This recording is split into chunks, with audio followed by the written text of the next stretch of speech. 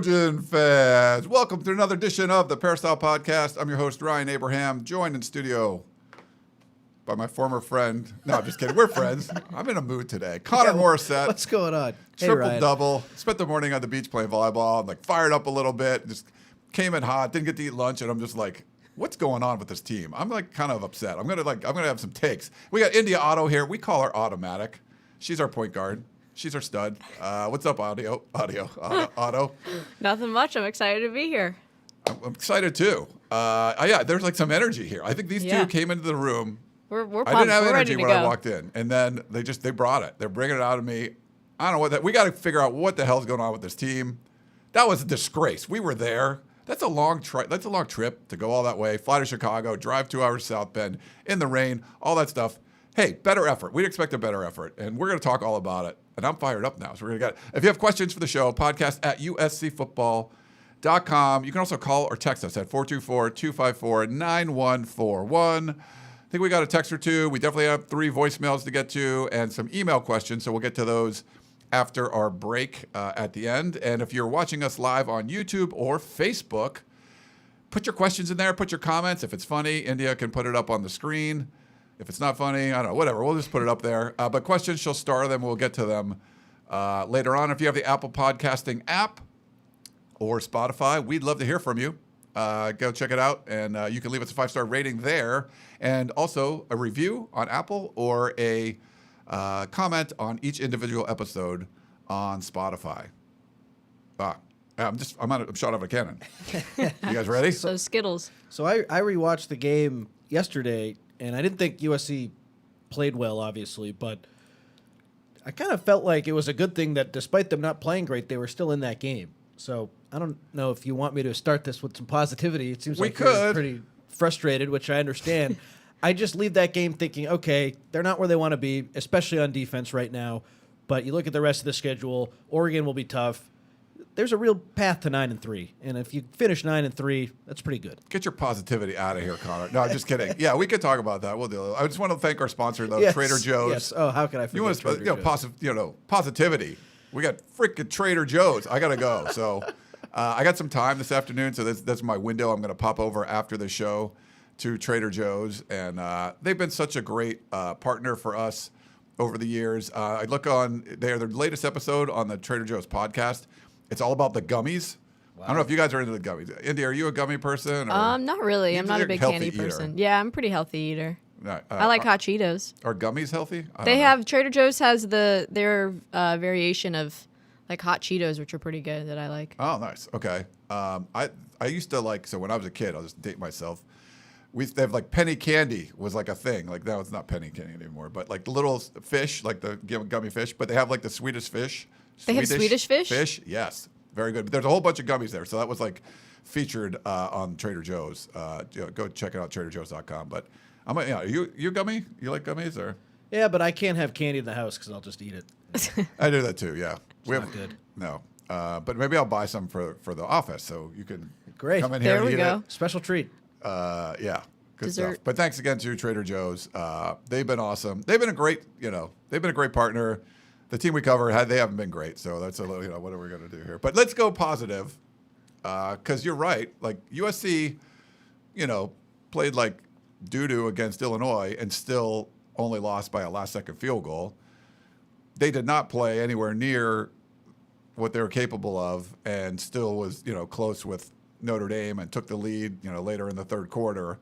So I guess there's some positives to take away from it, but there's only so many. You can't have like too many moral victories when you only have 12 games in the season. No, and exactly. It shouldn't be a moral victory, but kind of going back to what we were talking about on Saturday, I felt like USC, they had an opportunity because the offense is so good to be better than we all thought. And so it's disappointing that they lost that game in the way they lost it with some offensive mistakes at the end and not being able to stop the run. But like the big picture, when you're looking for progress year over year, it's a disappointing defeat, but don't you feel like there's been progress made this year, even with the mistakes that we've seen? I mean...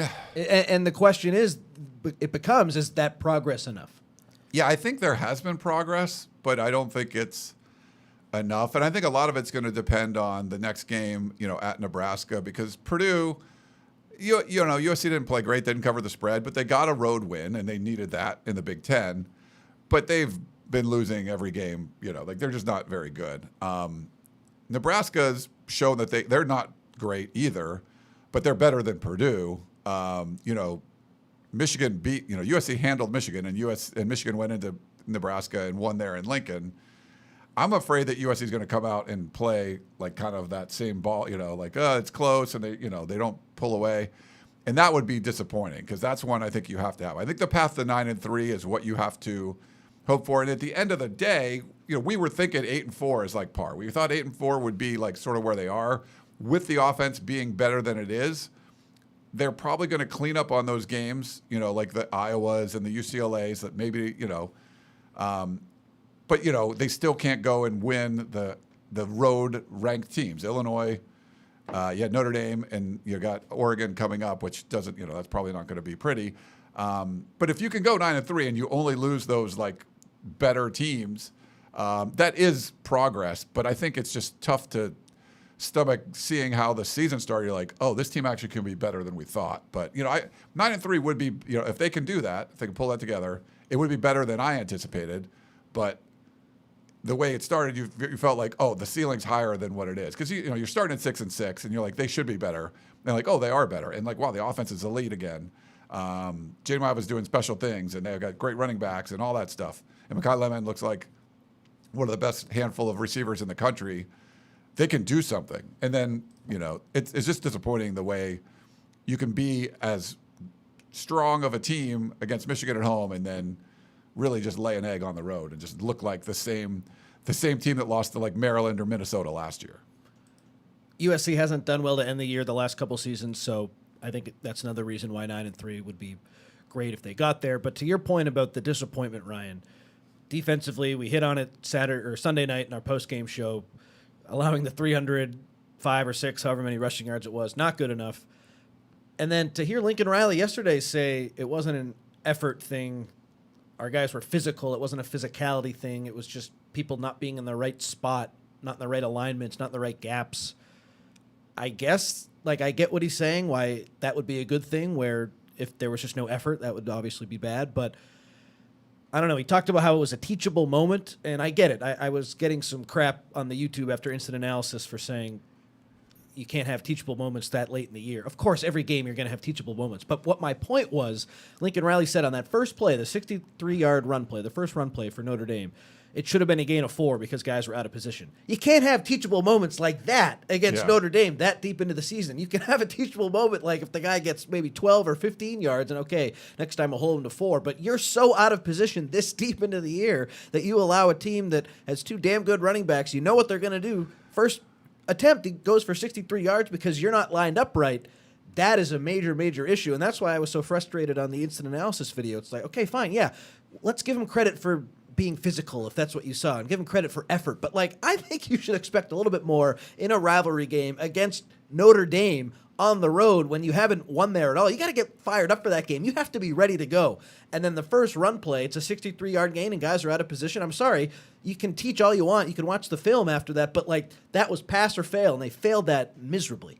Where'd the positivity go, Connor? There you go. Just kidding. No, you're right. And so if How that's does that happen? If that's a teachable moment, then, okay, well, now we're going to fill the right gaps, and he's not going to run for 180 more yards. And Riley said it's tough to do that during the game, so he gave himself an out. It's tough to, like, not have nobody in a gap and let him run forever. Because then everyone wants to make the play, and you know they're overcompensating. But I'm with you. This is not a teachable moment time. Like, this was, and I have a little. It's a mini rant, and I haven't even, like, it's not developed yet. So if this sucks, I'm sorry, but just sort of like a thing in my head. Unfortunately, there are USC fans out there that are going to say, like, they've told me, like, Riley's the worst play caller and blah blah blah. Like, watch the Michigan game. He called a brilliant game. Watch the Michigan game. They were a very physical team. They pushed Michigan around. They took it to the Wolverines, and that's a physical team. That's a Big Ten team. It was at home, and I think that's the big difference. But you can't take away what they did. The problem is, once you see what they were capable of doing against, a similar, I don't think Notre Dame's eons better or whatever. That's not even the right unit of measurement, but they're not so much better than Michigan, but it's a tougher team. They're going to try to run the football. I think they have a better quarterback, CJ Carr, than Bryce Underwood, but whatever. This is It looked like it Saturday. Yeah, it's not like Carr looked great or whatever. But so this is one of those things where you showed what you can do. You can get up for a game and be really physical. And it was a desperate time because I think Lincoln Riley and everyone that I talked to in the administration, they knew you can't come away from that loss to Illinois and then lay an egg against Michigan and just everyone's going to say this is a soft team, blah blah blah. So I give USC credit. Don't take away what they did at Michigan, but once you saw that you're capable of doing that, you can't revert back to the way it was before and go on the road. And to me, seeing how fired up the Notre Dame players were, and it wasn't just about hey, this is a rivalry game, which you should be. And I don't even think USC raised their play to this is a big rival status. This is rivalry games, you got to step it up. So I think Notre Dame was there. I don't think USC players got to the rivalry part. The problem is Notre Dame players, even on top of that, it was a hatred. And there's not hatred really in this rivalry. It was hey, USC is ducking us. They're not going to play this game anymore. We're going to show them. Maybe that's counterproductive because you beat the crap out of them and maybe they don't want to come back. But I felt like the Notre Dame players were taking this personally. This was, we have to beat this team. They think that they can just go off to the Big Ten and not play this rivalry that's been going on for 100 years or whatever. We're going to show them. And I didn't see any sort of sense of urgency of we have to destroy this team. From the USC side, I didn't see any of that. And I give USC credit. They got up for the Michigan game. But if you can't get up for freaking Notre Dame after you haven't won there since 2011 and you have a real chance and you have an elite offense and you can do some really special things, it's not like they were outmanned all over the place. They got pushed around. And I don't care what Lincoln Riley says. They got out-physicaled in this game. You can't. 306 yards. That's not we were as physical as them. There's no freaking, that's impossible. So they can't do that. So to me, it was more about you got this team up to play Michigan and you weren't able to do it in back-to-back weeks. And you had to. And for the longtime USC fans, this is the game if you go 2-10 and you beat Notre Dame and UCLA, that's what they would go with. It was great to beat Michigan. You wanted to beat a blue blood team. You wanted to get a real big Big Ten win, and that was your first one, really. But you can't lay an egg the next week for Notre Dame when they're up for this game. The whole Fighting Irish squad, everyone in the stands, it was pouring down rain, and no one was let into the stadium for a long time, and then they filled it in, and they were loud, and it was great. It was a great environment for college football. They wanted to beat USC bad, and I just didn't get the sense that USC sideline was we're all in. We're going to do or die. We're going to win this game, and that's disappointing to me.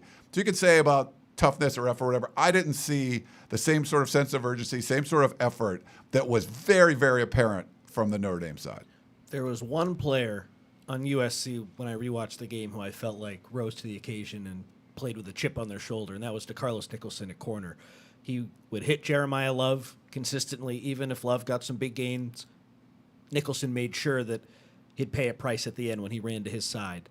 And Nicholson was USC's highest-graded run defender, which, as a cornerback, that's is probably not good. He was targeted 5 times in coverage, gave up 2 catches for, I think, 17 yards.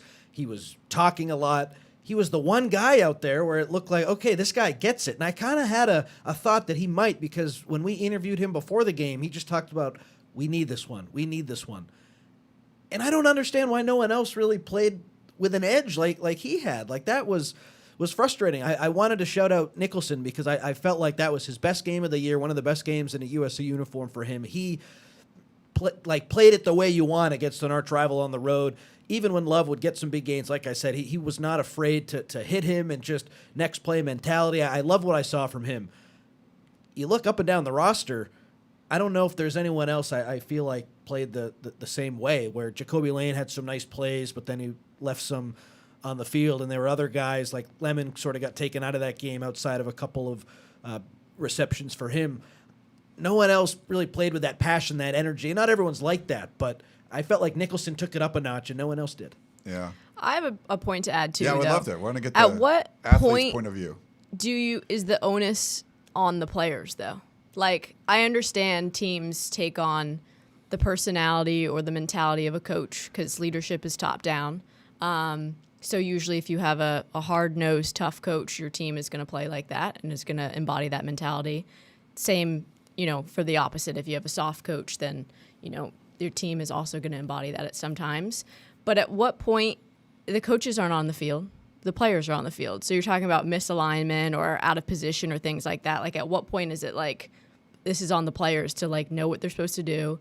It doesn't matter what the coach's mentality is or where his head is at. Like, we're going to go out here as a team because we are the team and, excuse my language, but like, fuck this. And we're going to go out and we're going to play with passion and we're going to play with a chip on our shoulder and we're going to finally get a win here in, however many years it's been since 2011. I mean, I know for me in my playing days in basketball, like, there's times where you have a game, right? And the whole week leading up to it, you have the game plan, and you're going over, we're going to do this, and this person likes to do that. And this team, we're not going to let them go middle. Let's say, for instance, they like to drive. We're not going to let them go middle. We talk about it all week. The coaches harp, no middle, no middle, no middle. Get the ball out of this person's hand, right? And then you get to the game, and like, they go middle a lot, and this player ends up having the ball so many times. And it's like, that was not at all the game plan or what we've been talked about all week. And then you have fans or you have media going like, what the heck? Like, it was in so-and-so, they're the best players' hands the whole time, or they went middle and they just destroyed it. And it looks like, what is the coaching staff doing? Like, look at this, like, why are they playing like this? Why was this their defensive game plan? When actually, in reality, that's the exact opposite of what coaches were harping on the whole week. And, a team just didn't go out there and do what they were supposed to. So yeah, I guess and you would know that, like, if you, like, the fans would be like, hey, why would they let him do that? And if you've harped on it, you practice it all week to do exactly not that, but you go out there and mistakes happen, and then it just looks like, God, what bad coaches, or what were they talking about all week? But actually, they said to do exactly not that, and sometimes it happens. Players go out there, but. I'm sure there's blame to go around, but it's one of those situations where, if any athletic event you've been in, that sometimes there's someone on your team or things look down and like, I'm going to put the team on my back, or and someone just is like, I'm going to take over. If it's Jeremiah Love, like, I'm just going to not go, You have to have player coaches too. Yeah. Like, you got to have like people, Eric Gentry's, or people that are like, let's get it together and like, come on. Yeah. Like Gentry's comments coming out of the tunnel, it sounded like, he's like, hey, I'm not going to let this team lose. Like, that's what you wanted to see. And I'm not saying he didn't do that for, in South Bend, but like, to see, like, you could see DeCarlos Nicholson, that's a great point. Like, he's like, I'm not going to let this happen. Like, I'm a cornerback, but once he gets to me, the play's already screwed, but I'm going to try to like not let him get another big run or whatever it is. And I don't know, it just didn't see that. And was it inspiration from the coaches? Was it players stepping up? And sometimes you're just like, we're going to be out there. Here's our game plan. And like, let's hope it goes well, and the other team is just like, throwing haymakers, and they're like stunned. You're like, don't know what to do. Yeah, you're getting punched in the mouth, and like, what you have to punch back, or you're like, I'm the one that's going to be. I'm the one. What's if you ever watch Breaking Bad, is like, I'm the one that knocks. Like, you want to be the one that knocks, not responding to the knock and like playing defense. Not that USC played a lot of defense there, but just trying to. It just didn't seem like USC was like, we're taking it to this team. We're going to come in here. And they had moments, and we talked about this on the Sunday show, like the opening drive was a thing of beauty. It was great. Now, they couldn't run the ball, but he was still able to, and I don't know if a lot of teams have been able to do that against Notre Dame. They've shut stuff down, and that could be demoralizing, where like, we've shut the run for other teams down, and you got this freaking tight end making a circus catch in the end zone for a touchdown, and this Jacoby Lane guy, we can't cover him, and that could be demoralizing. And that was a great stop. Like, that's your punch. Like, you did punch. But, man, every time they threw a jab, they got countered and knocked down. It was like, you're on the mat and you're giving up that 63-yard run. You're like, uh-oh, this is bad. All the momentum you had, all the, like, doubt you put in Notre Dame's head, like, we're a good defense and we've shut everyone down, but this team is moving the ball, and it's, like, crazy. Yeah. So they every time USC jabbed, it was not only did Notre Dame counter, but it was like, put you on the mat kind of thing. And you can't let that happen. So it's like you got up for a little bit, and then it sort of was like just would fall over. And Notre Dame just kept the intensity up. I just thought they were way more intense than USC. Yeah, I mean, I think also too something I've learned from my coaching staff. We had great coaching staff. Is like consistency and discipline breed success. And I think at a certain point you have to fire yourselves up, and players on the team, leaders on the team have to fire each other up if it's not going to come from elsewhere. And you just have to play with that chip on your shoulder. And another thing Coach Beth Burns always used to say was like, you got to be the change you want to see. So it starts with, a couple people, and you got to really just rally your own troops if other people aren't going to do it. So that's what I think. And as you just said, I'm talking about getting punched in the face. Like everybody has a plan until you get punched in your face. Yeah. So what are you going to do? You gotta have a winning mentality, and you got to be consistent with it. We got a couple super chats, India. One shouting you out. Oh, here we go. Hold on. Let me get my cha-ching going. We got one from Jeff. Thank you, Jeff. I was so fired up, I was missing this. He said $5 from Jeff for India dropping hard facts. Appreciate that. Thank you. And an F-bomb. Yeah. And an F-bomb. Sorry, I was getting Sorry, fired English up. Mom, if you're watching. I know exactly. And then another $5 from Michael S. Did you see Karchi Lame rewriting history of ND SC schedule issues? It was Riley Cohen who wanted to drop it. He's such a homer. No, I mean, so yeah, they did LA Times. He did like some notebook that I got to read, and I think there's some fairness in what was going on there. I don't think it's like something that USC really wanted to drop, but I think they do want to change it. And there's some, Petros went on some rant about that USC shouldn't be doing this stuff, the history of the rivalry, and I want to see the game continue. And if it's a situation where they play in September in South Bend and then November in LA, I think that's cool. Like it gives Notre Dame a later game. It's harder to schedule like the tough opponents during the season because a lot of people don't want to do that. Now USC and Notre Dame have been doing it for a long time. Now with the Big Ten trip, I get it. Like we've flown to Chicago, Indianapolis, and Chicago in like 5 weeks, and it's like it's tiring. I get it. Like it kind of sucks. So I'm not gonna like ding USC. It's not a homer thing. I don't want to see them get rid of the game. I think there's negotiations and stuff going on, but I have no problem if they want to move at least one of the games, like the away game, to September, so you don't have it in the middle of your huge, all these road trips. Because there's just a lot. There's a lot of big flights, and I do think it takes a toll. But yeah, I don't think Karchi's like being a homer about that stuff. I don't know if you read it or thought about it. Was it the story about how Notre Dame dropped the Michigan rivalry? Yeah, they talked about that too. Like it was nothing, and now. That's a good point. Like I didn't realize that, but like that was a big rivalry too. Like that was something that happened every year. Now not as big as USC Notre Dame, but I didn't think about this too. Like USC still has UCLA as a rival. Like Notre Dame doesn't really have, like if you want to talk about Navy or something, but who do they play every year? It's like Purdue or Stanford now. So we need it for college football to keep going. But I come back to like I do think Notre Dame needs it more. So probably USC has some. Do you want to have that conversation? No, but I just, but I think it's going to be harder for them to schedule the bigger teams because no one wants to play them, after September. It was great that they got, Miami's like the ACC one, but to have like Texas A&M. But yeah, so I don't know. I don't think it was Karchi's being like a homer or anything. I get it. I'm curious to see what ends up happening. It's negotiations. Like they're negotiating. USC wants something. Notre Dame doesn't want to change anything. It depends who you talk to. But there's surprisingly a number of USC fans that are ready to drop the game, which I didn't think we would see. But there's a bunch that don't want to play it. Which is disappointing. The whole point of Ryan's article, which I thought it was a good one, Notre Dame and USC are negotiating like you talked about. And when it came time to potentially negotiate for Michigan, they just did what was convenient for them. And now they're controlling the narrative and getting upset about USC for potentially doing what's best for them. And I understand that, but I just think the landscape has changed now where the Big Ten has the 9 conference games, the SEC is moving to 9, and the additional Power 4 game. If the SEC was just playing 8 and they didn't have another game where you had to play a Power 4 opponent, like I got the argument from USC, okay, this really hurts us because look at this other Power Conference, what they're doing. And yes, the Notre Dame outside of your league game against a Power 4 team is harder than most teams will schedule. I acknowledge that. But at least it's a level playing field somewhat when it wasn't before. And that was USC's big argument. Oh, the SEC, they're not doing what we're doing, so we need to have a conversation. And then the SEC switched, and now it still isn't what's best for us.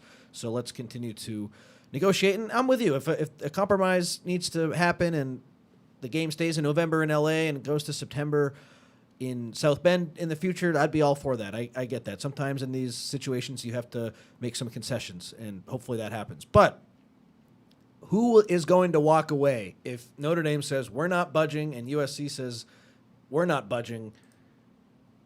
Who is totally at fault? It's not scheduled, so they just walk away and then you don't play. So I don't know. I guess it's sort of like government shutdown right now, right? Like we don't get politics, but like. But don't you think USC is more at fault because Notre Dame is saying let's just keep it the same? Isn't that just the easy answer? Yeah, I mean, I think that's part of Karchi's article too. Is like that's going to be they got out there first with their narrative, but USC did already offer an extension that Notre Dame turned down. So I think you could blame for 2 years, right? Yeah, but something that's enough. something. Yeah. So I would say there's blame, and it's both sides. Like I wouldn't, USC did offer an extension. It's not the exact same as it was before. But I don't, Notre Dame's, I guess, offered an extension. Just keep going the way you're going. So my whole point, if Notre Dame needs the game so bad, like you and everyone says, and it goes away because they won't concede the September game in South Bend, they didn't really need the game. Yeah, I mean, it'll be interesting to see. If they need it, they would agree to this. I think the problem, too, and it's great that the SEC is going to 9, but they had windows later in the season for their, bye week games when they only had 8. And theoretically, you could play like Notre Dame then, too. But now you don't, so they're probably going to play most of their games up front. It might be harder with the ACC. I mean, the ACC, they're already part of it. Doesn't matter. But with the SEC going to 9 games, they're only going to be able to schedule probably in that first window. And it's like conference games after that. So I'm curious to see what happens. I'm still optimistic that the game's going to happen. It would be really disappointing if it didn't in some shape. And I don't think... Yeah, I don't want to see a disruption in it, but I don't know. We've already passed the game, and next year will be coming up, and as of now, it's not scheduled. So I'm curious to see where they go. Yeah, we haven't gotten a good answer on when the deadline is. When this date passes, it's not happening next year. So yeah, I mean, if anything we learned from COVID, you could schedule a game last minute if you want Literally. to. They would, do you need to schedule a game 30 years out? That's what they've been doing. But for COVID, yeah, let's just do it tomorrow. I'm with you on the short-term thing, though. Why not, when the landscape is changing as much as it is, just agree to a short-term extension, keep it the same, and continue to negotiate, kick the can down the road? Yeah. I don't know why Notre Dame is against that. But I don't know. This is an important game. It's just been so great. It's just such a huge part of college football. It's a historic rivalry. You got to keep it. And it's just disappointing, one, that that's part of what we're talking about, that there's no Notre Dame USC game scheduled in 2026. And USC's just poor showings over the years in South Bend. I mean, you had a Heisman Trophy winner a couple years ago, and you got blown out, You had an elite offense this year and reverted back to Charmin soft, whatever you were doing. It just wasn't right. And I think you have to, there's so many fans I talk to and the former players, they care about this a lot. That was the game that they get fired up for. And John McKay said, there's no better feeling than beating Notre Dame, and there's nothing worse than losing to UCLA. UCLA is a certain kind of rival, but it's just the little brother you don't want to lose to, because that just sucks. They're in your ear all the time. But you feel pride when you beat Notre Dame. And they just haven't been doing that. And I don't know if it's just whatever the culture is. It's something. The former players, just so much pride in how they would play against Notre Dame. And it doesn't seem like that's the priority now. And part of it might be hey, they won't even have the game anymore. So does it really mean that much? So that's all disappointing to me. Wait, we got another super chat. Hold on. Thank you, Michael S. Michael S. says, Riley coaches finesse over toughness. No Pete Carroll. They just got to do what Pete Carroll did, Ryan. Yeah. 20 years ago. Let's see what's One thing with the Notre Dame rivalry, when I see USC fans on our site say cancel it, you'd think Notre Dame, I don't know, maybe would have won a couple championships since USC has, but their drought's longer than yours. They haven't won one since 1988. Yeah, I mean they've been to the playoffs. They've been made to some the title games. It's hard to win the championship, but you would think it's we get our doors kicked in every time. Oh, maybe they have won a couple titles, and I get it. Okay, it's like if you're playing Alabama every year and they're in their heyday, I might maybe want to consider getting rid of that one too. But they've been better than USC since the Pete Carroll days. There's no doubt about that. But like I thought they were pretty dang close to them on Saturday. It's not this like Herculean thing where we're never gonna beat them. I know it's been since 2011, so that kind of goes against what I'm saying. But like, you got to win some of those. Yeah. Though. You're close. You got to win some. You had the Heisman Trophy winner. Like you got to have a better showing than that. Like you can't. The last 4 drives for USC were just awful. Like you can't have that happen. Like that's the money time. Like your fourth quarter drives, late third, fourth quarter, like crap, interception, fumble. Turnover on downs, interception. Like you can't do that. It's disappointing showing, and they got now there's a lot of pressure on. And Riley's been really good after a loss and a bye week, but this one's going to be on the road, and I don't think you proved much by beating Purdue on the road. You needed that step. You thought you could build on that step, but you haven't. Illinois effort was poor. Notre Dame effort was poor. You still had chances in both those games. You can't have a poor effort against Nebraska because that's a team that's struggling. Also, I mean, they lost to Minnesota, who Cal blew out or whatever. Like, you can't, and I'm sure Nebraska's going to be up for this game, but you can't have the same kind of showing. You got to play more like you did against Michigan. And I don't know if this team's going to be able to do that on the road, If they do, they should win this game off a bye. I know they've had their trouble on the road. Combine that with a Nebraska team that is struggling. Hey, famous last words, but I'd be very surprised if they didn't win that one. Yeah. We have another one from Michael S. $2. LSU versus USC, who won or lost in coach choices. Brian Kelly against Lincoln Riley. I think probably USC, like LSU's schedule is not good coming up, and they're already struggling. He's got a good chance of being fired. So, I don't think Riley will unless they fall apart. I think USC is winning that.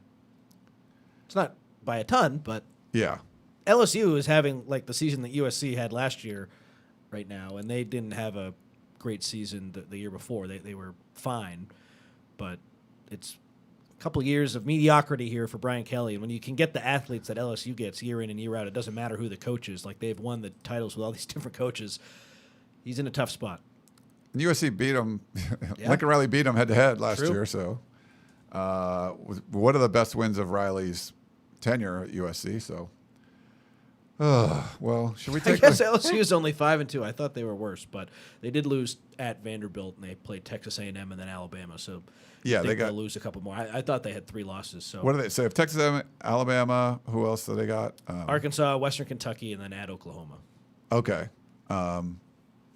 If they end up going 7-5, he's probably getting fired. It seems like it's hard though, especially in the SEC. I know everyone here, the Big Ten and the SEC, it's equal. I think the SEC is better, and the fact that there are going to be some coaching changes in that conference because teams aren't used to what they're usually winning.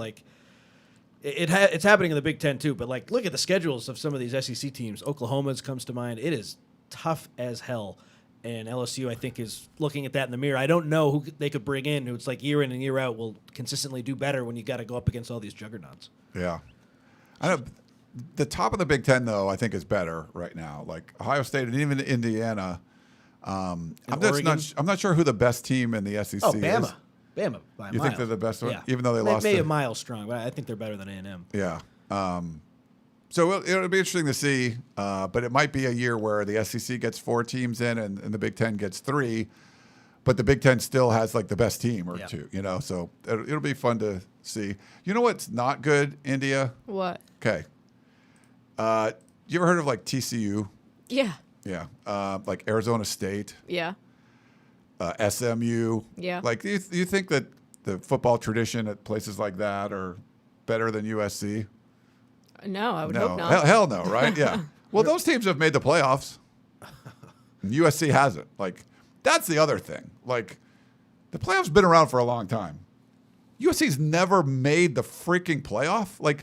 Come on. This is something that you have to remedy. And beating Notre Dame would have put you in a great position. It's not just that you didn't get up for your arch rival. This could put you over the top. Like the Oregon game, yeah, okay, maybe you don't win that one, but you can still, you beat Notre Dame. That's like a pretty good team on the road. I don't think they're great. They are ahead the 2 losses, obviously, and then you lose to a really good Oregon team that's probably going to be pissed off because they lost to Indiana or whatever. And you win the rest of the games all of them look winnable. None of those teams look like juggernauts.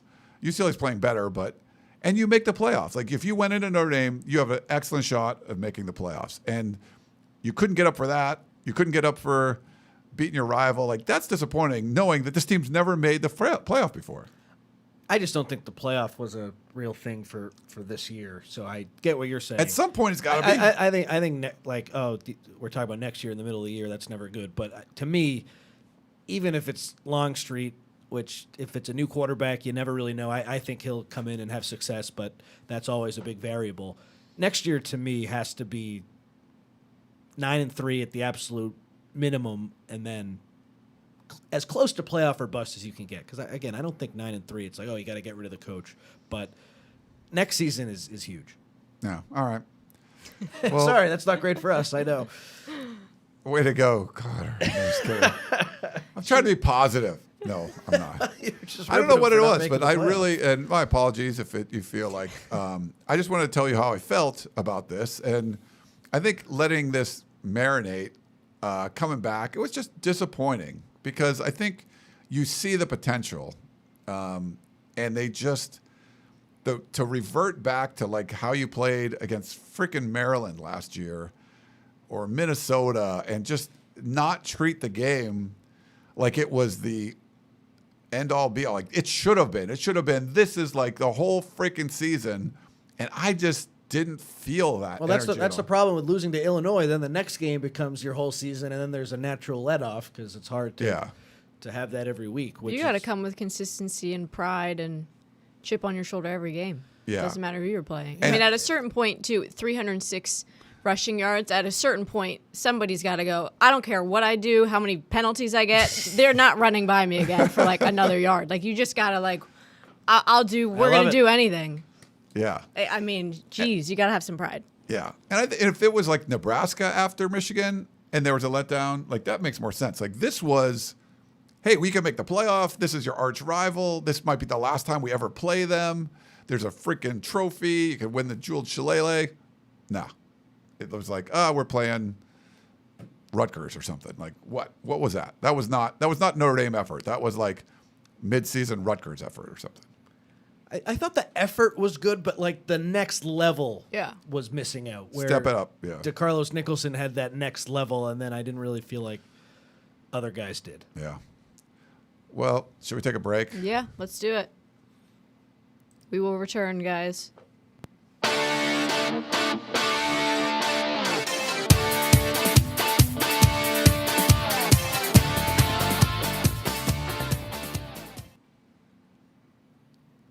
Hold on for a sec. Can you hit the breaking news button? Where's that? It's over on the. On this thing. Like Brandon in the chat, if you want to pull it up. It's Wednesday, and we're still crying about Notre Dame. Nothing can be done about that game. Brandon, the second after the game ends, nothing can be done about it. Our job is to talk about it. That's what we're doing here on the show. So that's enough of you. No, I'm just kidding. We have to break it down. Do you want to just ignore problems? Well, and they have a bye this week, so we can't turn the page. You can't 3 days you're going to be. No, there's no more 3 days. You got like a whole week to sort of marinate on this thing.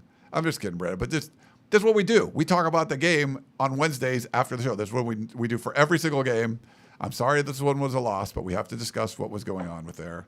And there's no game to preview because they got a bye. Oh, looks like we got a super chat again. Oh, where? There it is. I see it. Michael S. Okay. I want my $2. $2. Riley wants a participation trophy.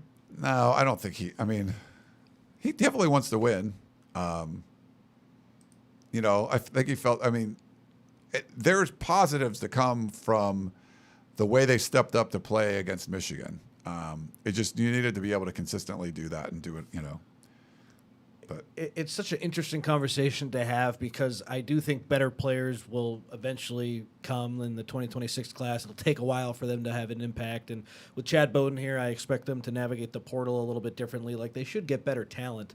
But when you lose like you did against Notre Dame and against Illinois, it's kind of hard to say, like, oh, I think that's the right guy for when we get the talent. And that's why our website is so bogged down. And, well, you can't really move on from the coach, but I want to. Well, what's the better option?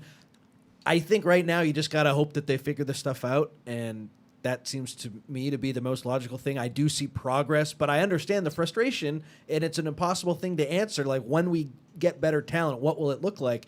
Because historically with Lincoln Riley, the defenses has just never really been that good, and the special teams has been kind of up and down, and then in some critical moments you see some offensive breakdowns. So no coach is perfect, and again, Riley is improving. The program is doing better than they did a year ago. That is unquestionable.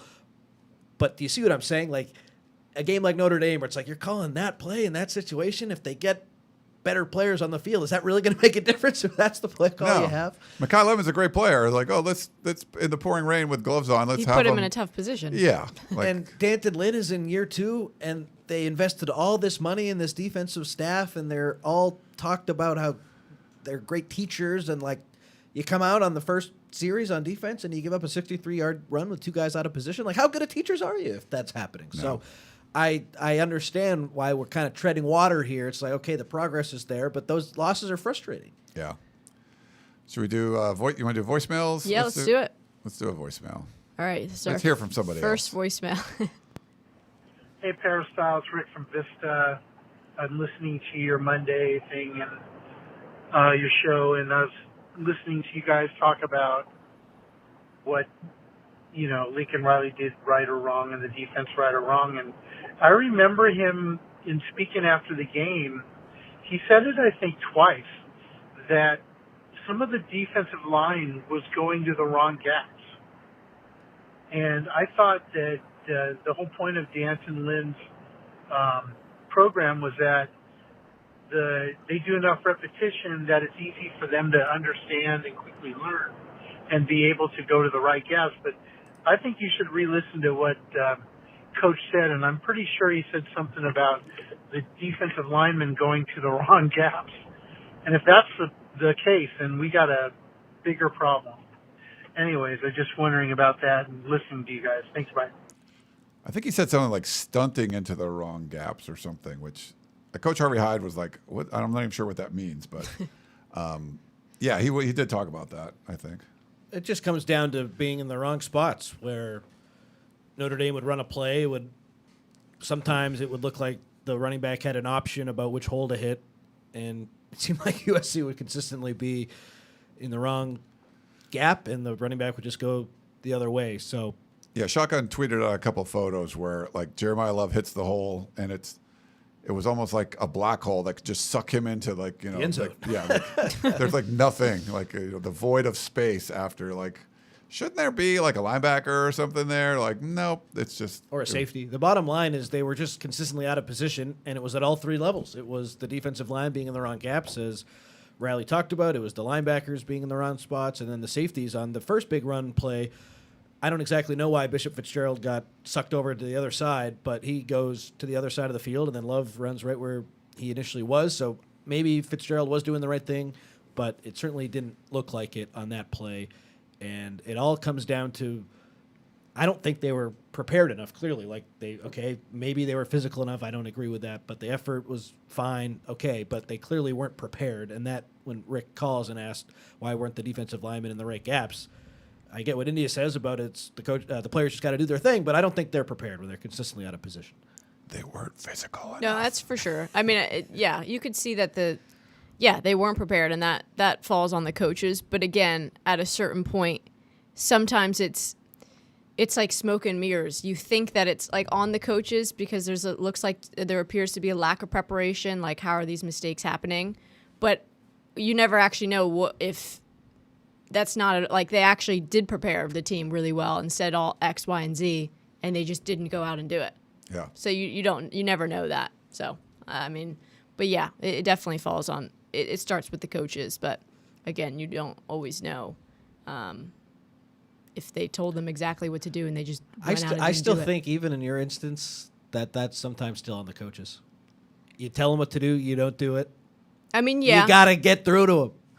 You do. Yeah. I mean, you have to have clear communication and be able to teach. And then if it's not working, right away, timeout. Hey, we talked about this all week. If you're not going to do that, you're out. That I agree with, for sure. Yeah. I mean, there's a timeout and it goes, what exactly? And if you play the That I agree walk-ons with. because the starters aren't getting it, Totally. you I make mean, the there points.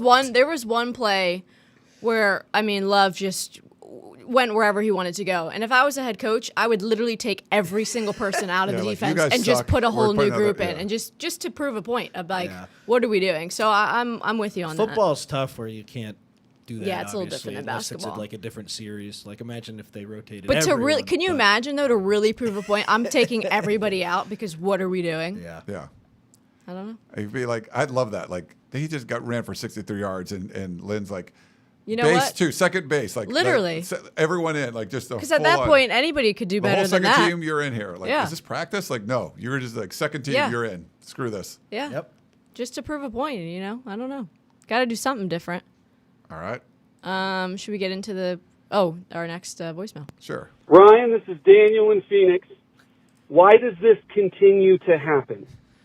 We can get up here and talk about defensive identity under Lincoln Riley or toughness and scheme, but none of that explains why this team has now got food poisoning on the road twice now. And now they're covering it up. Connor, I need you to chase this thing. This is your Watergate moment.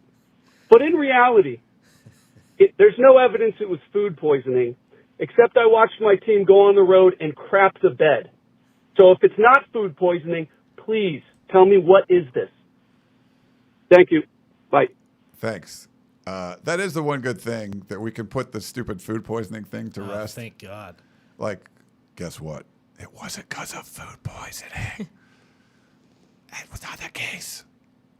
Shut up about it. And some of the food poisoning, tinfoil hat people were like, see, they beat Michigan. Like, see, it was all food poisoning. Like, what did you see against Notre Dame?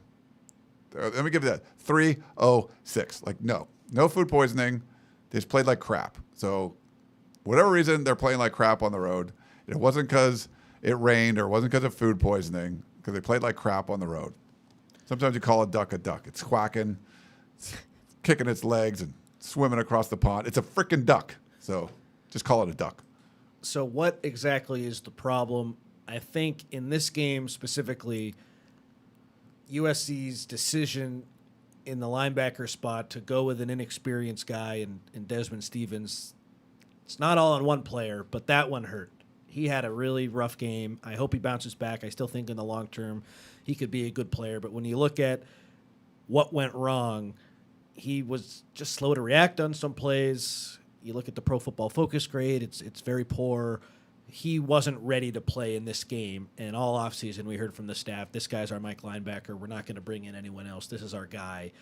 And so that was disappointing. But it's not all on him. The defensive line as well, they didn't get the push that we're used to seeing. Notre Dame's offensive line, who had been kind of up and down, those guys were maulers. With a backup and center. The backup center had an exceptional game. He outplayed your backup center, so it was trench stuff too. And then I look at the coaching. I just feel like with D'Anton Lynn, I've been really pumping him up and excited about him, but you got to talk about what the results are. And in the 2 ranked games on the road, it's just been terrible, and it looks like he doesn't really have answers where he tries to bring in other guys in the middle. Kobe Pepe gets a series, and Keyshawn Silver popped at the end. But like Jade Abasiri and Devin Tompkins clearly struggled to hold that point of attack, and he just kind of ran out of options. So it was a tough game for him as well. And when the caller asked what went wrong, I'd probably start with those 3 things, and I hope I explained it well. Yeah. Thanks for the voicemail. We got one last voicemail. Sweet. Hey, Ryan, this is Dan out of L.A. I'm going to keep it short. Last time I didn't, when I called a couple of weeks ago. I mean, by the time you get my message, I'm sure all the questions I have have probably already been asked and answered by Harvey Hyde. So my one question to you and Harvey Hyde is, do you guys think or feel, just judging on the 4 years that Lincoln Riley has been here, do you guys think that he get the moment or understand the moment of the USC versus Notre Dame game, because for Notre Dame, it's like a Super Bowl for them. It's a whole week celebration. It's a whole week build up to that game, especially when it's in Notre Dame. It's a whole week build up. I've seen the documentaries and the old shows of the Notre Dame. They take it. It is the game that they put on their calendar every year. And USC used to be that way. I remember with Pete Carroll and then even a little bit with Sark into Clay Helton. But I just feel like, I don't know, I feel like the team is not, they don't have that same hunger and energy. Like that mentality of like, we can lose every game on the schedule, but this is a game we need to win. We win 2 games, Notre Dame and UCLA. We can lose every single game, but that mentality, that's what Notre Dame has. I just don't know, or I don't feel the team, even the build up to the week, I don't feel the team has that same energy. It seems like they go in there as another game. Like, yeah, when they get there, they probably feel like, this is a big game because of the crowd and everything, but I don't know. I don't feel like Lincoln Riley gets his teams, like, really riled up for this game. Like, I don't think he understands yet. Like, this is that Texas versus Oklahoma rivalry shootout that they had when he was at Oklahoma. Like, what do you guys thought? Thanks. Again, the rule applies. Well, I'm going to keep it short, and it's the longest voicemail, but that's okay. That's okay. We appreciate it. I think it was Dan in L.A. That was a good one. Yeah, I think it was good. It's stuff we talked about earlier, right, where I think there's different ways to approach, and you have to know what your team's, how your team is going to respond. If you want to treat every game the same, or that you can fire a team up for 1 or 2 or whatever, a couple games, and you can get the most out of them. If you feel you can get the most out of them by making everything the same, then I guess you got to make everything the same. But it felt like they were trying to treat this like as any other game, and it was visibly, you could feel the difference the way Notre Dame looked at the game and USC looked at the game. I don't know exactly how Riley prepped for this game, so I have a hard time saying with 100% certainty, like, he didn't get him up ready to go. It certainly didn't look like it, but I don't have any information on that. So I'm not totally sure. Maybe it comes down to just him being a outsider and not being a LA guy. I don't know. Yeah. I mean, there is a feel to it. Like the UCLA rivalry is different. Like there's more hatred there. There's more like what McKay said, you just don't want to lose to UCLA. Like you beat UCLA, it doesn't feel amazing. Like it's good, but it's not like when you beat Notre Dame, that's like the best feeling. And you lose to Notre Dame, and it's like, okay, that sucks. But losing to UCLA is like the worst, So it's like a different, and understanding that, like, we cannot lose this game. We cannot lose to this team, or we have to win this game because this is a big deal. And we don't know how, whatever behind the scenes, if he put all the emphasis in the world on this game or treated it like it was the Rutgers game. I don't know. It's hard to say, but the Notre Dame players came out and looked like this was like their Super Bowl, and USC didn't look like it was their Super Bowl. What's the angriest you've seen Lincoln Riley in a post-game press conference? Because I didn't think he was particularly angry after that Notre Dame loss. He came out pretty late, so maybe he had some time to cool down, but he didn't seem like fired. I'm trying to think. Was the the Cotton Bowl one? Was he pretty upset? I wasn't around for that one. I would imagine he'd be upset. I'm trying to remember. Yeah, so my point. The reason I'm asking is maybe that lends gives us some insight into how he approached the game. Or if he really cared a ton and this was all or nothing, he'd be pissed off. And he of course wasn't happy, but I don't think he was noticeably really angry and we needed to have this one and we didn't get it. It just, to me, kind of seemed like we didn't do a good enough job. I didn't call good enough plays. And I still believe in this team. We'll rally. That was the vibe I got. Yeah, no, I think that's a really good observation. Because if you're sort of going into it we got a chance, and you lose, then you're not going to be the end of the world. But if you're we're winning this freaking game, this is we're going all out, and which they did against Michigan. Yes. That's what was so frustrating. We saw that they could do it. Nice. All right. Let's get into some emails. Oh, yeah. Thanks for the emails, everybody. Or first, do you want to note about USC's November 1st? The Nebraska game is going to be 4:30 p.m. Pacific, 6:30 Central. and shown on NBC. I have a little bit of news with that. So we normally do and we had an amazing Friday meetup at Theory Bar in Chicago. I mean, there was like 150 people or something. I mean, we had this place packed. It was great. The whole upstairs. Everyone was watching the Dodger game. We're watching the other games on TV. It was so much fun. Thanks to everyone that came out. Met a whole bunch of new people that really just wanted to say hi and take photos and stuff. So that was great.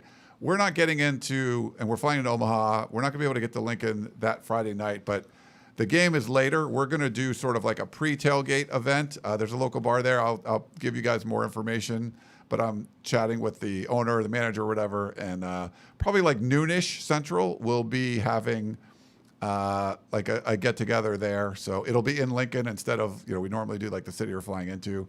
So, so we won't be able to do an Omaha meetup Friday night, but we will do an earlier one, sort of like a pre-tailgate party there, and then you can kind of go about your way. So this is a little news about that.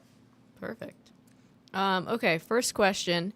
Great game that slipped away in the second half once it started raining, like Triple Double suggested. Why don't you think Riley didn't have our huge QB run once or twice? Frank in Sacramento. $1 million question. I asked Jade Yeah. Mayava yesterday why he hasn't been running more. He said, I want to get the ball in my playmaker's hands. I don't know. What did everyone say last year about Miller? He can't run. It's killing us. And now Mayava's not running. We're seeing the same thing. So I don't know. I'm kind of dumbfounded by it. If that truly was a game where you needed, and it feels like it was for the playoff, run. I don't know. He had some openings, too. I mean, there was times he could have run, and there was nobody around. And I think when you have a defense playing that well, that the X factor, the thing that sort of, when you got this great pass rush and everyone's covered downfield and the tight end and the back out of the backfield, they're all covered and there's no place to go with the ball.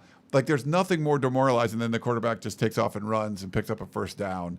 And it sort of makes you rethink as a defense, like, oh crap. And then maybe you can't have that running back covered out of the backfield because you have someone that needs to like look at the quarterback. I think it just opens up so many opportunities when you just do it a couple of times. And I don't know why. There was like an aversion to him running the ball. And I think it would have helped sort of get the pressure off if you just do it a few times. You don't have to do it a lot. I mean, he had a great scramble, and he got the ball downfield to Nook Hines on that one that looked like he was going to be sacked. That was a crazy play. But there was plenty of opportunities to do that. To your point, India, like there were some openings, and I think it helps your whole team.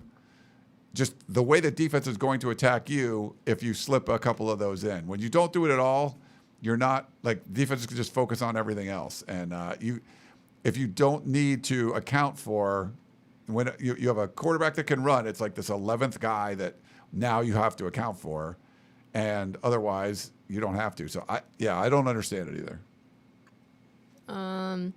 We've got another question. Question for Ryan and Connor. I think Notre Dame is a good team, not a great one.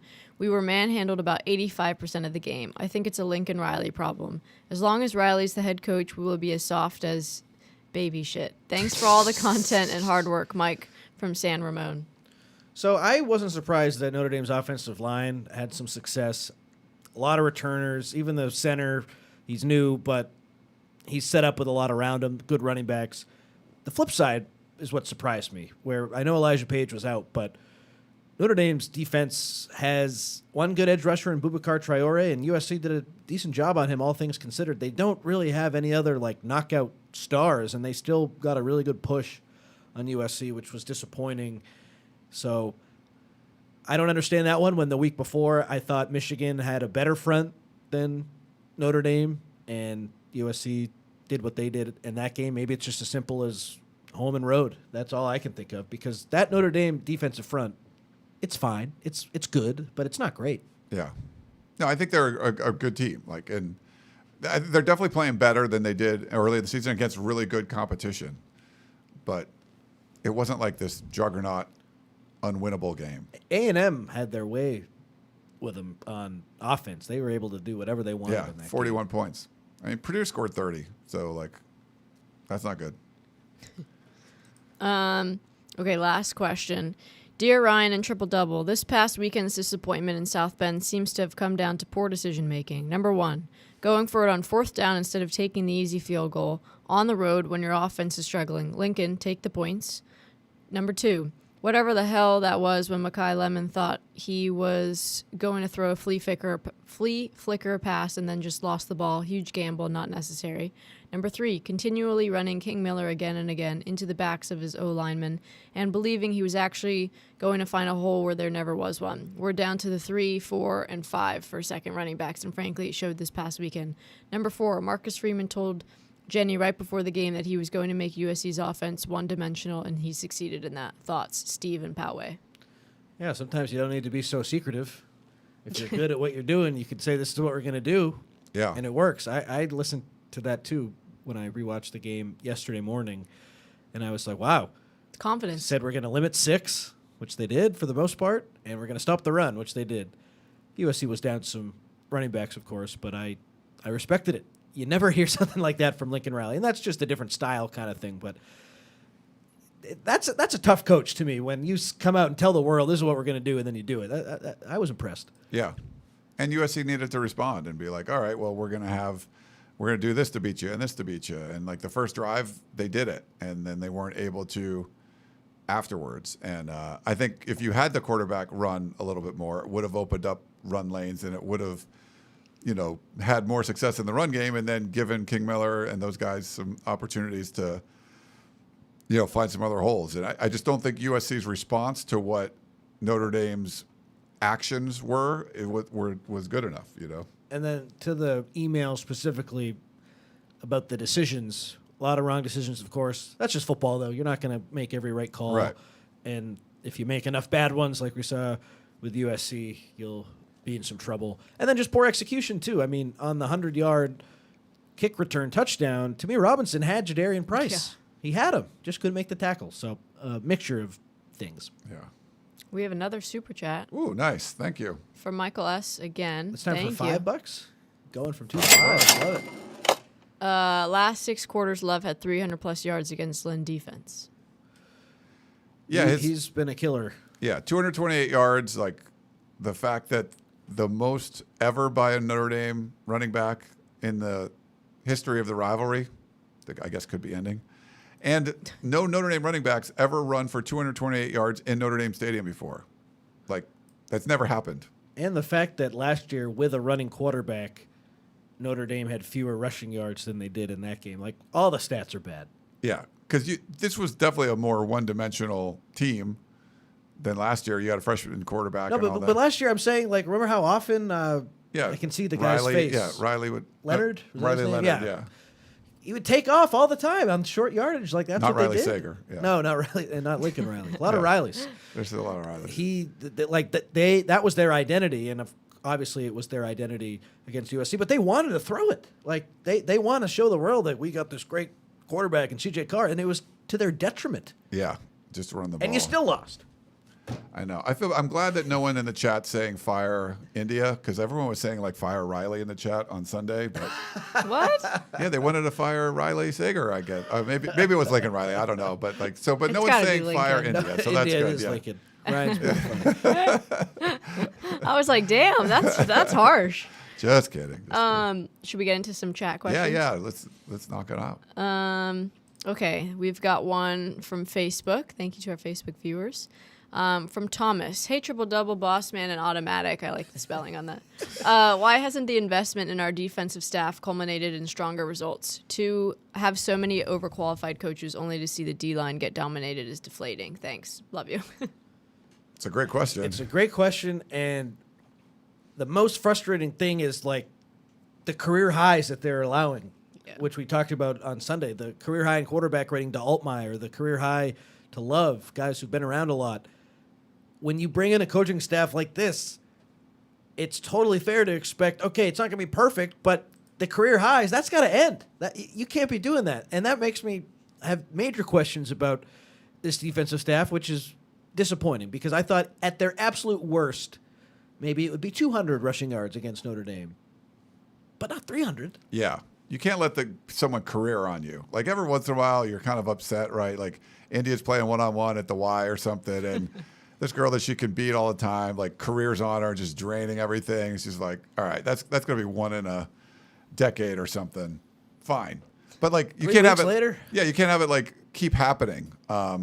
that like, oh yeah, Jeremiah Love, like, yeah, he had a nice game against Purdue, but he had a career game against USC. Like, come on, like you can't let that stuff happen. Like Luke Altmaier, like questionable how good he is, and oh no, against USC he's like a Heisman Trophy winner. Like you can't let that stuff happen.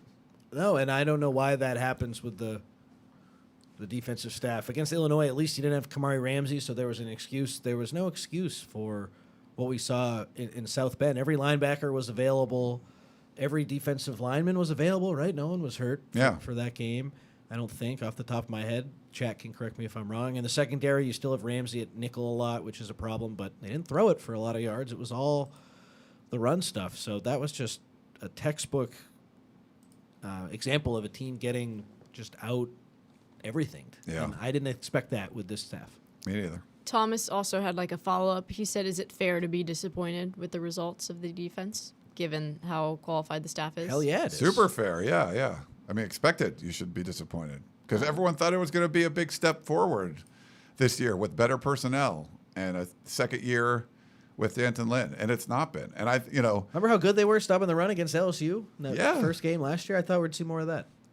we haven't. And and you're the second highest paid defensive coordinator in the country. Like you can't have these kind of results. Like it's not good enough. I think he would probably be the first person to tell you it's not good Yeah, enough. we'll talk to him today. I'm sure he'll say that. Not good enough. Yeah. Okay, we've got a question from Trojan Fight. Should we follow the Oregon model? They play weak, unranked Big 12 teams. Should we play Power 4 team and non-conference? Sure, but it doesn't have to be a top team. I wouldn't pay attention to their schedule. I'd pay attention to how they recruit. I'd follow their recruiting model. Yeah, I don't think this is a scheduling problem. This is a playing problem. And And then we've got another question. Who has better players on paper, Indiana or SC? Better coaches. I mean, if you're on paper, like I've watched games, Indiana, like, better. Like they're playing better. I mean, certainly on the coaching side, like there's no turnaround we've ever seen to go from 3-9 to the playoffs in 1 year. I mean, like I said, USC's never made the playoffs. I could throw Indiana in there. The losingest, no one has lost more college football games in the history of the sport than Indiana. Okay? And they made the playoff before USC, and they're going to make it again. So coaching is not even like close. Now you could look at like the talent matrix or whatever, and USC might have some better. I think USC's players will be better like ranked, but I've seen the Indiana players play, and they're playing way better. I can't really speak to the players. I haven't watched Indiana a ton, but when you have the best coaching turnaround in the history of the sport, you got to put that guy ahead in the coaching ranking. He is a killer. Indiana. It's a shame USC hasn't played Indiana. Can you do me a favor? Game. Yeah. So click on the Big Ten one, the Big Ten tab up top. Yep. Okay, and then this is terrible already. Scroll up a little bit, so it's a little further down. So scroll, and there's like Signetti Medium. So click that one. I think it's. He knows the score. He gets the women. Signetti kills. Yeah, he's just a killer coach. Like to go into Oregon and like push Dan Lanning around and beat the crap like that. He is a killer. We have a whole bunch of drops for the podcast of champions, just like Signetti kills. He's a killer. So no question. 1 year, 3-9 to 11 wins. Like, are you freaking kidding me? Like, yeah. It's pretty cool. Signetti kills. There you go, Brian. Okay, we've got a question from Big E. Does SC play more cover 1 or cover 3 to help with run support in future games, or do we just not have the personnel to do that? Lots of cover 2 against Notre Dame. I don't think they have the personnel. It's a lot of cover 2. That's what Lynn likes to run.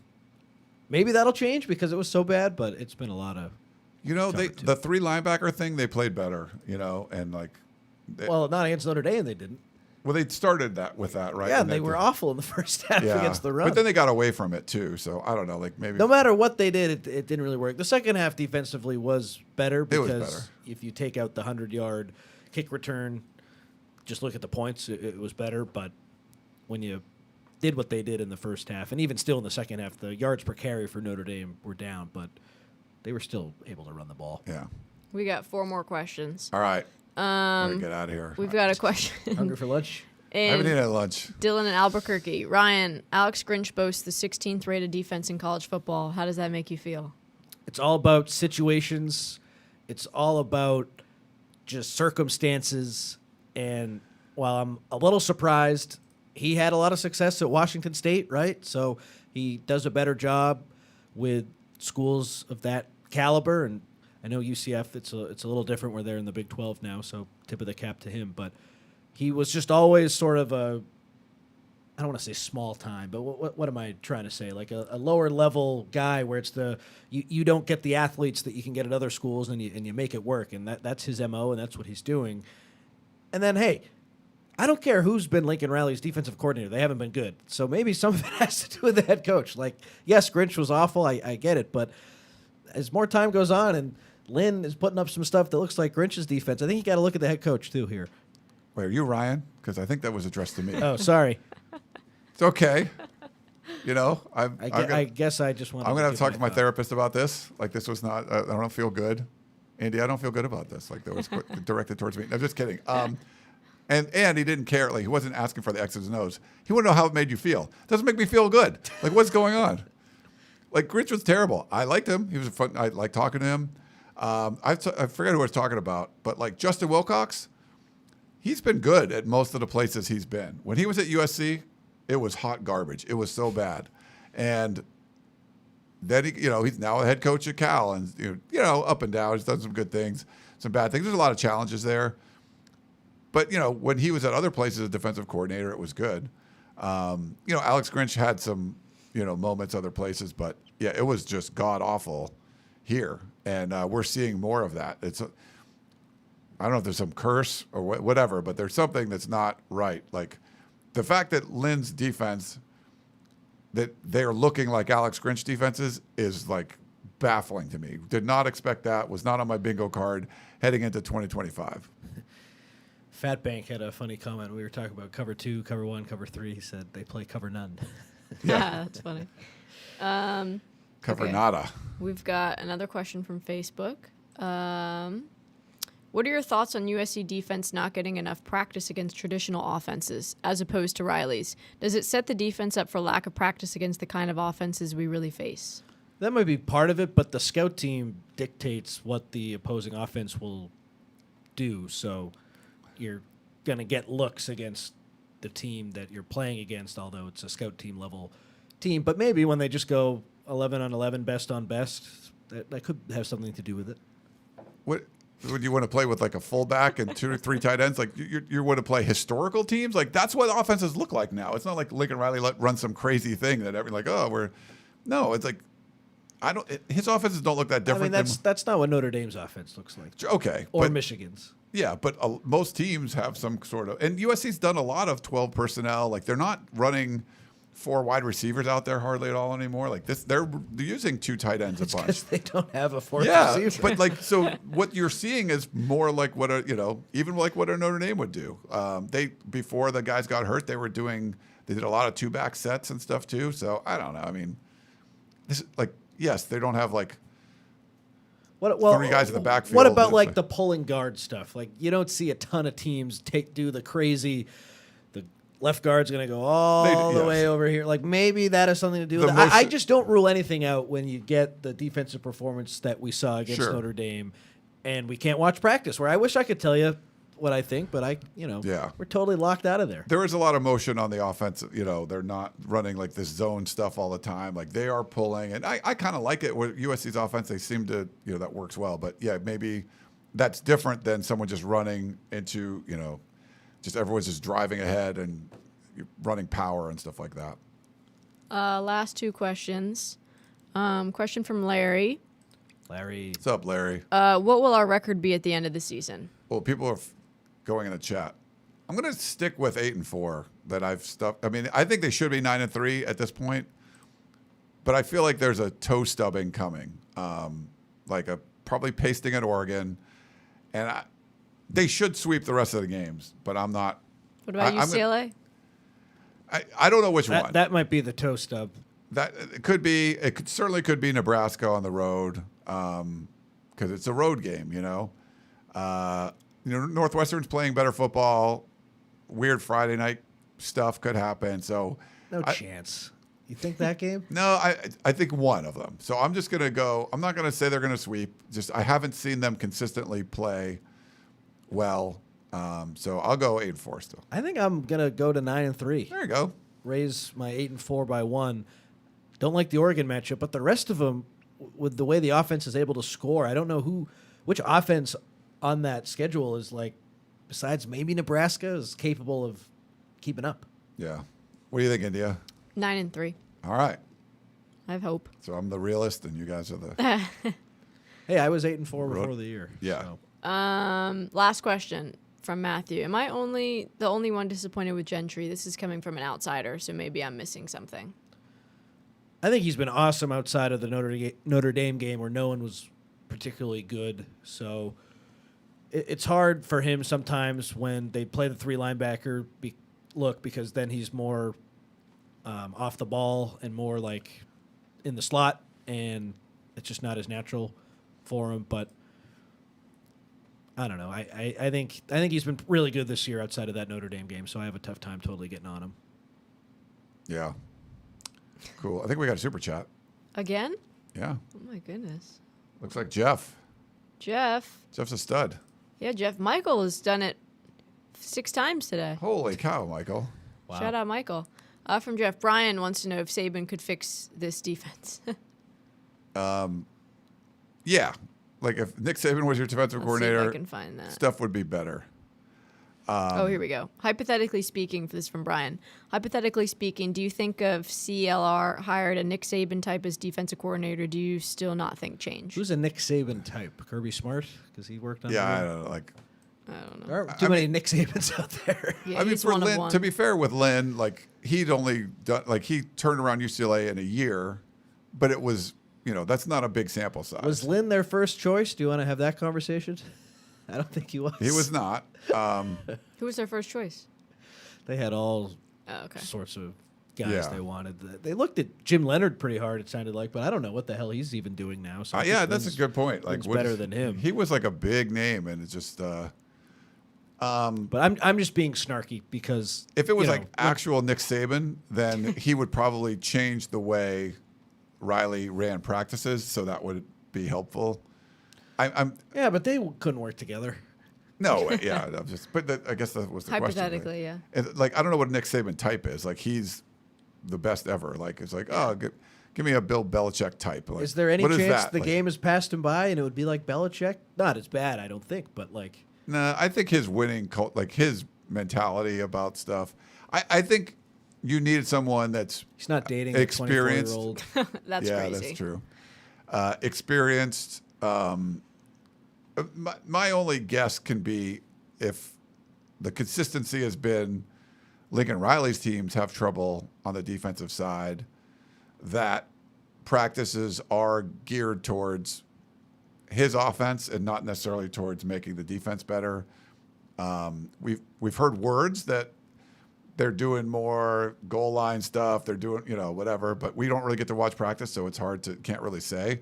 But not being able to see practice, my guess would be you would need a defensive coordinator that has like a ton of experience and also the cachet to say, we're running practices like this, or portions of the practice for the defense are going to be run this way and not the way you've traditionally run them. That would be my guess, but we don't get to watch, so I can't tell you that's for sure. If Saban was the head coach, I think he could get through to the defense. But like, as more time goes on and on, I don't know who could be successful as a defensive coordinator with Riley. Is that a stretch? Like Lynn, I thought was good last year, and they still made some mistakes. They've improved the roster. I push back wholeheartedly on people who say, "Oh, we don't have the talent." You have the talent not to give up 306 rushing yards, so that was a big surprise. Yes.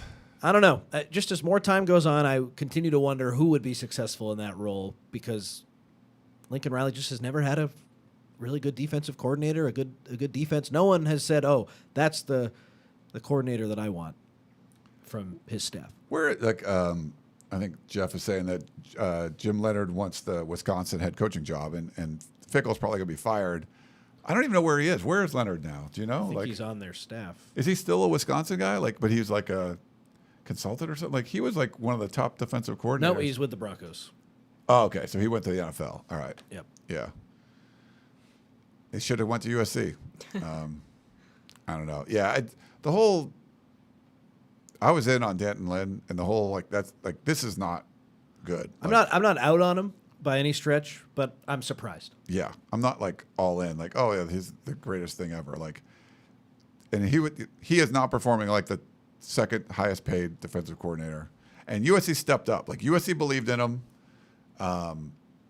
Penn State wanted him badly. Yeah, exactly. It's not like USC was just the only one. They're not. They're like, oh. And he has a good track record. He's had some bad games this year, of course. But like, I'm not trying to say, oh, they made the wrong hire. I think that's too far right now. If this continues, say they go below 8-4, like then okay, fine. But Yeah. I don't know if I see that. My dad said he should give his paycheck back for the Notre Dame game when we were watching.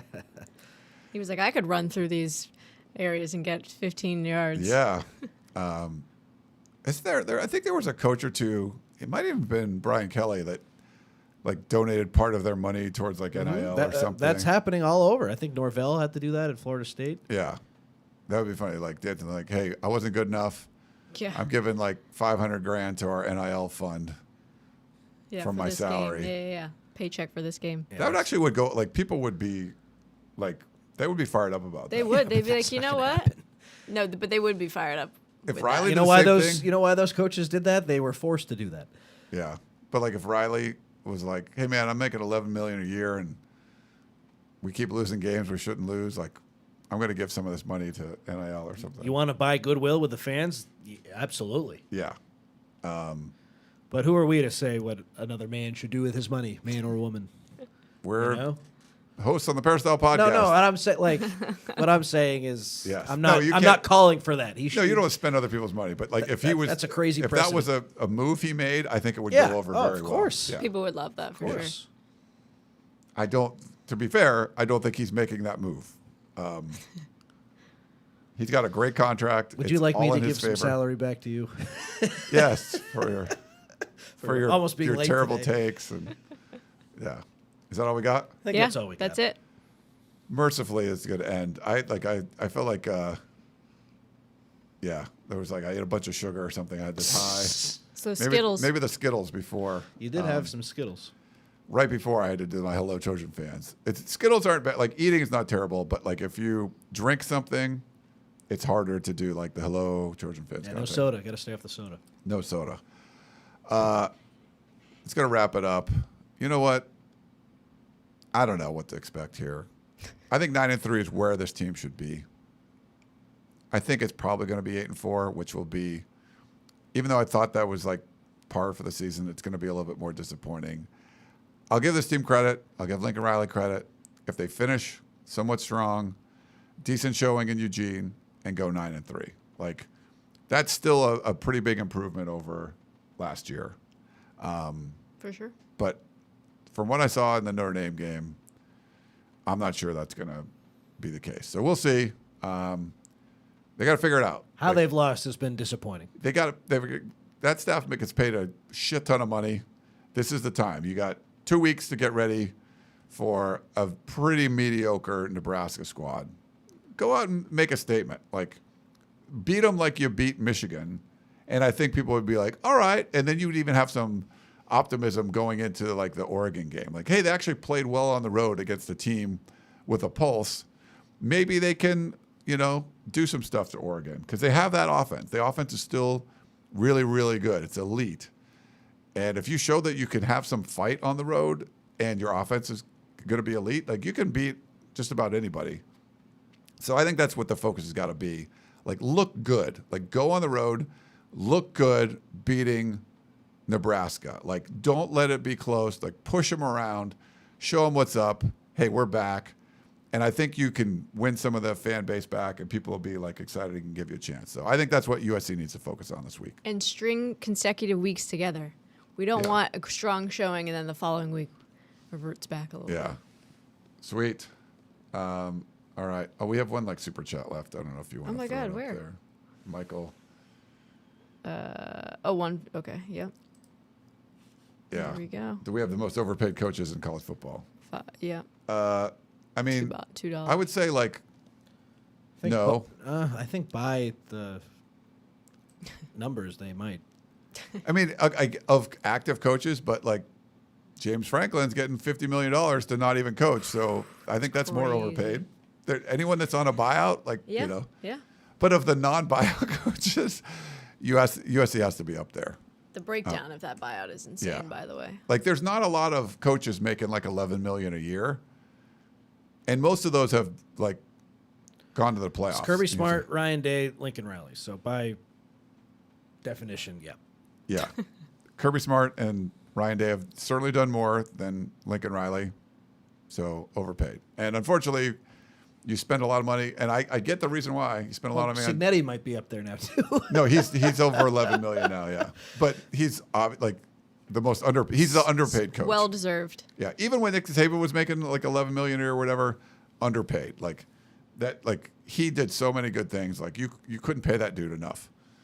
So, all And right. On that note, Let's wrap it up. These guys got to go to practice. I got to take a nap or eat some food or something.